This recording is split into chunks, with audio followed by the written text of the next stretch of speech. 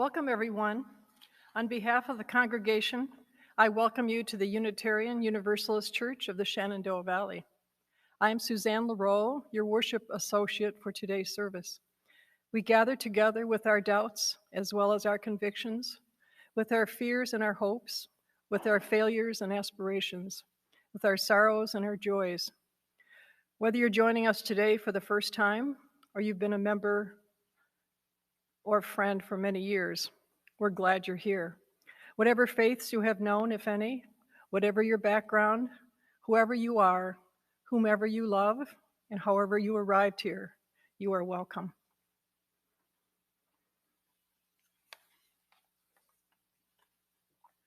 We had intended for today's speaker to be Janet Limon Amado of the Virginia Interfaith Center for Public Policy, speaking on the topic of challenges for immigrant farm workers. Unfortunately, a recent family emergency has taken her attention away from her talk, and she was unable to complete and record for us at this time. For a replacement today, we decided to stick to the theme of immigration and chose a talk from UUA's online service archive. So today I'll read a piece by the esteemed UU minister Kendall R. Gibbons on Siding with Love on immigration. I hope you find it inspiring. Now let us enter into this time of worship. The opening words are from Upanishads, taken from Lifting Our Voices. We light this chalice to help us move from untruth to truth, to help us move from ignorance to wisdom, to help us move from animosity to love, to help us move from bondage to freedom.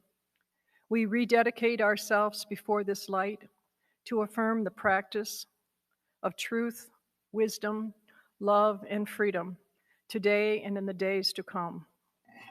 Now, as Bob Lesman comes forward, let us all say together from our homes the words for lighting the chalice. In the light of truth and in the warmth of love, we gather to seek, to sustain, and to share. And I invite you to join with me as we say our covenant. Love is the spirit of this church. The quest for truth is its sacrament. To dwell together in peace, to seek the truth in freedom, and to help our neighbor. To these ends, we covenant one with another. Please join me in a moment of silence as we hold in our hearts all those in our nation and in the world, particularly in Israel and Palestine, who are struggling and suffering from the challenges and losses related to the COVID-19 pandemic and its economic and educational disruptions, as well as the systematic racial injustice and devastating weather events.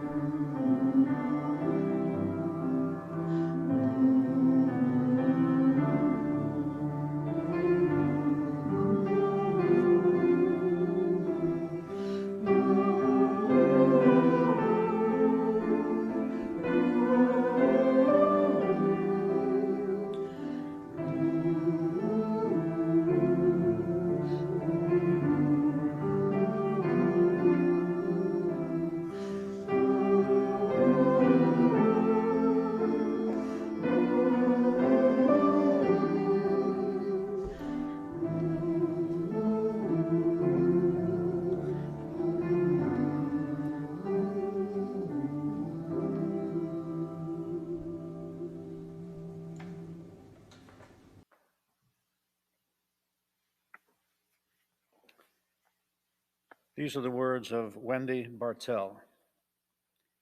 We who dwell on the margins know about divisions, arbitrary and intentional, like land, like class, like culture. We make sharp borders around pieces of ourselves, and we blur the edges of being who we are by expanding the circle. Beyond binaries, we multiply possibilities, languages, customs, practices, rituals, and ceremonies. Not one narrative, but stories shared. Separation is illusion. Love transgresses borders between you, me, us, them, between secular and sacred. We need trust to strengthen our connection. We must dare to cross from my world into yours, from your world into mine, until we begin to weave a tapestry of faith and wonder aloud, whose are we? What is nation? Who can own the earth?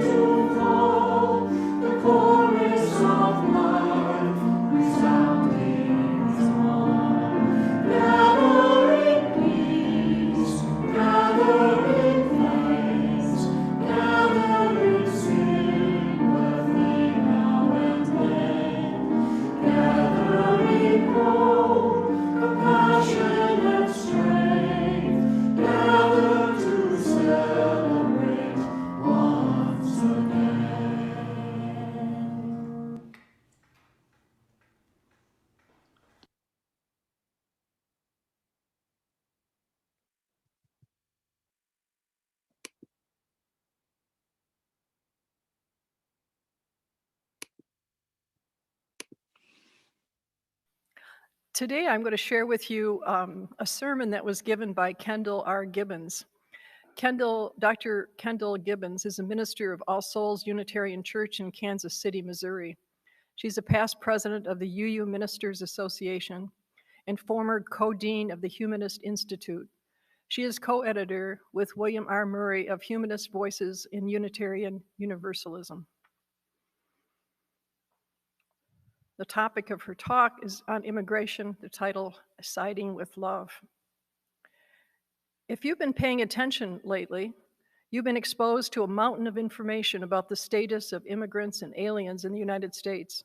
You've heard some of the heart-wrenching stories about separated families, exploited workers, about thousands of deaths as a result of attempted border crossings, and the enormous amount of money that changes hands illegally in that process.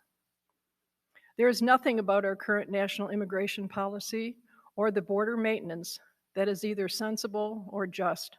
Indeed, the fact that we talk about immigration policy itself reveals something of how partial our perspective is. Because every immigration with an I is also an emigration with an E. And if we look at this issue from a global perspective, what we're really talking about is migration, which is constantly occurring phenomena in both natural and human worlds. If you've been paying attention, you've been reminded that we are a nation founded and built by immigrants. Even the very oldest of our citizens are indigenous Native American tribes, are descended from ancestors who once crossed a long ago land bridge from Asia and settled across the continent. Any of us who are European or of African heritage have migrant forebears with historic memory. Some of us may be transplanted here from other national origins ourselves. You have heard of the powerful incentives that draw people who want to enter the United States with the hope of escaping violence and persecution in their country of origin, the longing to be reunited with families and communities already building new lives here, the aspiration for a better future, or at least greater opportunities for their children, that makes people willing to risk so much to participate in the possibilities that our country still offers. If you've been paying attention, you have come to understand that the way the United States government currently responds to these migration patterns has three practical flaws that produce untold and unnecessary injustice and human suffering. First, the process by which it enables families to enter the country legally together or to be reunited with relatives already here is arcane and currently has a processing backlog of years. If uprooting yourself and everything familiar, learning a new language, and becoming a part of a despised minority are not disincentive enough, one might suppose that such enforced separations would make families reluctant to pursue their dreams of a better life in this unwelcoming system. Yet so strong is the hope and determination that American life inspires that people continue to sacrifice years of their most precious relationships in order to be part of it. And the reality is that much of that sacrifice is completely unnecessary. It is purely a function of an inefficient and overburdened system that lacks the resources to do its job properly. That needless complexity and the backlog it creates is a function of indifference as citizens of this government. If we cared about this injustice, it could be changed. The second essential flaw is the way our laws handle migration, is the way they deal with temporary workers. While many people will go to extraordinary lengths to become American citizens and to establish new lives in this country, not everyone wants to relocate here permanently. There are hundreds and thousands of seasonal and temporary workers who are lured to the United States by jobs that attract few native citizens, but represent prosperity to the migrants. These workers form an essential part of the economy, and employers rely upon them. While here they pay taxes, including $7 billion a year in Social Security that they never collect. But they aspire to return to their homes eventually, not remain in this country. But unrealistically, limiting the number and type of workers allowed to enter the country legally, the current system encourages employers to circumvent the laws and hire undocumented illegal migrants. Moreover, whether they enter the country legally or with the difficult to obtain employer-based visa or illegally, such workers are vulnerable to the worst kinds of abuse and exploitation by both employers and recruiters. Many are charged thousands of dollars up front in return for the visas, sometimes with false promises of citizenship to follow. Once in the US, they may face unrealistic hours of productivity requirements, dangerous working conditions, unfair wages, and underpayment for their work, abusive bosses or other exploitative conditions. Most feel they have no recourse and are powerless to complain, for if they are working illegally, their employers have them arrested and deported. But even if they are legal, once the employer fires them, their visa disappears. They cannot effectively unionize or seek the protection of occupational safety laws. Their tentative status becomes an incentive for employers to treat all workers irresponsibly and undermines the principles of fairness and accountability that have made American workplace trustworthy. It is worth remembering that some part of the corporate sector has a vested interest in the continuation of this inequitable system. The third broken element of existing U.S. policy is the arbitrary, inhumane, and unjust ways in which these policies are enforced. Migrants detained by the Immigration and Customs Enforcement are held in jails, whether or not they have committed a crime. They may be denied bond and deported without hearings. The ACLU reports that detainees, including children, are often subjected to strip searching, shackling, solitary confinement, lack of access to telephones, mail, and legal resources, denial of outdoor recreation, and verbal, physical, and even sexual abuse. Survivors of torture, asylum seekers, families with small children, and individuals with serious mental health issues and medical conditions are routinely mixed with local prison populations serving time for crimes. The ICE itself acknowledges that between 2005 and 2008, 66 people died while being held in custody, many of them from inadequate medical care. It is common for detainees to be denied medication for chronic illness or needed medical treatment. Raids by the ICE are frequently conducted with unnecessarily violent tactics, traumatizing children as they forcibly separated from their parents. These enforcement strategies do not serve to address the basic issues of migration or national security for the United States. They only make the inadequacies and abuses of the current system more tragic and highlight the urgency of a more rational and just approach to process of migration and the inevitable presence of non-citizens among us. In the light of all this, it appears to me that the whole concept of a managed immigration policy is based on an outdated understanding of the world and the willingness to live by our basest fears rather than out of loyalty to our ideals. At the heart of every religious tradition is the fundamental insight that we are called upon to welcome the stranger, to share our prosperity, and to put the well-being of humanity ahead of the sovereignty of the nation states. And the most rational, humanistic logic must concede that on our shrinking globe, it makes no sense to build walls against one another, either physically or legally. They never achieve their alleged purposes, and they inevitably create injustice and suffering. The progress of humanity has always been and will always be about the tearing down of arbitrary exclusions and the freedom to seek our personal and collective fulfillment where we believe it can best be found. Personally, I long for a world in which it makes no sense for Korea to aim missiles at China than it does for Kansas to bomb North Dakota, where someone can move from El Salvador to New York to find a better job as easily as they can move from California to Texas.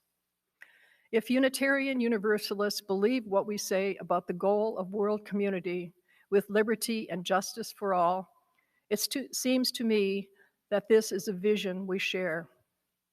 Indeed, I would propose that every one of our UU basic principles is challenged by the inequities of this country's current tangle of immigration policies. Do you believe in the inherent worth and dignity of every person? Is that dignity a function of nationality or citizenship? Then how can we justify creating the underworld of workers and families who dare not claim the rights and freedoms so precious to the more fortunate among us? How can we let it be okay that thousands of people die every year in the deserts and on the seas around our borders, trying desperately to share in the life we have demonstrated? Is it possible? Do you believe in acceptance and encouragement? Then why do we separate families, forcing children to grow up without their parents and partners to struggle alone across the world from each other for years on end? How does this help us accept and befriend those who are different from ourselves and encourage people to become good citizens and responsible neighbors, building a shared community and a better future for everyone? Do you believe in freedom and responsibility? What could be more responsible than the incredible effort required to recreate your life from scratch in a new land so that your sons and daughters can be safe from violence, can grow up to be educated and productive people? Where is the freedom in walls that lock people out and the laws that lock them up when they seek to participate in the great experiment that is America? Do you believe in justice, equity, and compassion? The immigration policy and practices of the United States government, as they presently exist, are neither just, nor equitable, nor compassionate, but rather arbitrary, discriminatory, and the cause of suffering. Even a highly exclusionary policy, which I think would be a mistake, could still be rationally designed, fairly administered, and humanely enforced. But there is no footnote in our commitment to the ideals of justice, equity, and compassion, which says that they are to be for legal American citizens only. These are the qualities to which we aspire in our dealings with the whole world and all people, and that includes the strangers in our midst. Do you believe in democracy? It is a common expression to say that people vote with their feet. True democracy includes the voices and votes of everyone who is affected by a decision and continually strives to extend its franchise. Is it not the very opposite of democracy to create a second class of those who must abide by laws and policies that they have no influence in formulating? In our increasingly connected world, where what we do to the earth impacts all the people of the earth, can we afford a democracy only of the privileged? Or are we not called upon to take into account the needs and the dreams, the wishes and the ambitions of people wherever they are? Do you believe in the interdependent web of all existence? If so, the future of our nation does not come apart from the fate of the planet as a whole or the well-being of all our neighbors. Do you believe that the web is sustained by our diversity as much as by our similarities? That the beauty of every part of our lives depends on the inherent variety in the universe? To affirm diversity is to hark back to the words of John Stuart Mill. It is hardly possible to overrate the value for the improvement of human beings of things which bring them into contact with persons dissimilar to themselves and with modes of thought and action unlike those with which they are familiar. There is no nation which does not need to borrow from others. Together with trade, migration is the most ancient, enduring way that human beings learn from one another and are approved by contact with thoughts and actions and ways of life that are different from their own. I submit that this nation's greatness, whatever it is that restrictive immigration policies are meant to protect, is the product of all the diversity, creativity, innovation, and energy that centuries of human migration have brought here together. And I propose to you that we have far less to fear today, as we have always had far less to fear, from those who seek to join this adventure and become partners in our future than we do from the tyrants we become when we try and fail to stop them. For in the end, if our liberal faith teaches us nothing else, surely it teaches this, that there is no us and them, that only evil ever results from thinking that humanity can be divided into those who matter and those who don't. We are in it together, for whatever this life and this world are worth, the doors to injustice open wide whenever we start to believe that there are any people who need not be treated in the ways we have agreed we must treat each other. The great mid-century Unitarian statesman Adlai Stevenson once said, "The world is now too dangerous for anything but truth." too small for anything but brotherhood. Our world has become increasingly vulnerable since then, and our global village more closely interrelated. All people are our neighbors, no matter where they live. We share the air and the atmosphere, the seas and the aquifer, the nuclear power plants and the nuclear bombs, the corporations and the stock market fluctuations. The earth is our common wealth. It is only when we welcome one another that we are just, and only when we are just that we are secure. We have only one shared future on this planet. Either our capacity for competition will kill us, or our capacity for cooperation will save us. It is not a decision I can make for everyone, but you will find me standing on the side of cooperation, compassion, and love.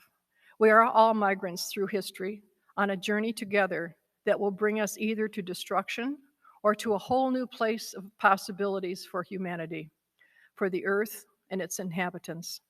The summoning of that longed for land, with all its promise and perils of the journey from here to there, is for every one of us, neighbors and strangers both, and we might as well sing on the way.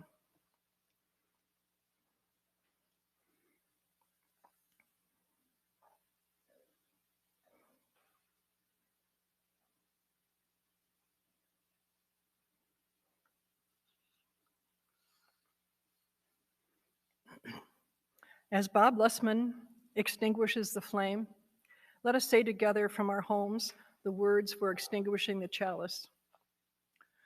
We extinguish this flame, but not the light of truth, the warmth of our community, or the fire of commitment. These we carry in our hearts until we meet again. The closing words I've chosen are from Martha Kirby Capo, and they're taken from this Lifting Our Voices. Our time together is finished, but our work is not done. May our spirits be renewed and our resolve strengthened as we meet the challenges of the week to come. The chalice flame is extinguished until we ignite it again with the spark of our communion.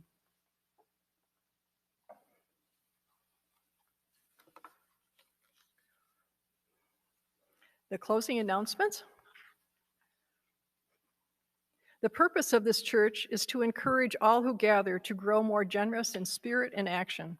We hope you will consider making an offering after today's service through our webpage, uushenandoah.org, which allows us to exercise the generosity of spirit for this self-supporting church and its many ministries, which continue while we're not able to be physically together. And we invite you to join our church community at noon at our virtual post-service gathering for joys and concerns, followed by our coffee hour, conversations, and smaller breakout groups. The Zoom link is found in your UUCSB email. Thank you for joining us today.